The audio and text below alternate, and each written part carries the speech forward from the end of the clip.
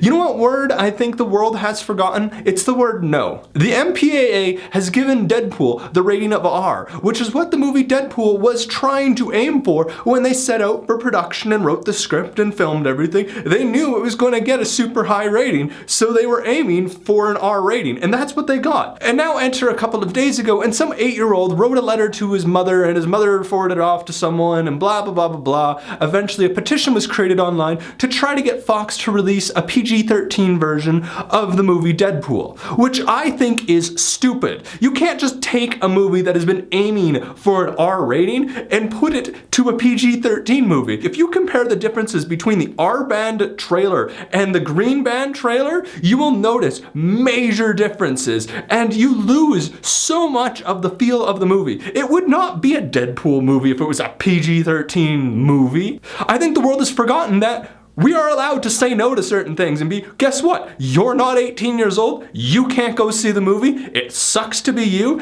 but eventually you'll be of age and then you'll be able to see it and you'll miss out on certain things. There were so many things that I wasn't able to do. I wasn't able to play Grand Theft Auto for a very long time because it had a mature rating and I couldn't play that because the store wouldn't sell it to me and my parents wouldn't allow it. So I had to wait until I turned of age in order to play Grand Theft Auto. And I appreciated the game that much more because I was so deprived of it, but regardless, it didn't make me worse of a person. Okay, I had to wait. Whatever, life goes on. I went and occupied myself with something else and kind of forgot about it until I turned of age. Next, we're gonna get parents going, hey, well, we wanna introduce our children to alcohol, but we don't have to wait until they're 18 or 21. Let's make a less alcoholic version of alcohol so we can slowly introduce them to the causes and after effects of drinking alcohol. Like, honestly, that is the stupidest thing that I've ever even thought of. And that's basically what they're asking for, trying to get a PG-13 version of Deadpool.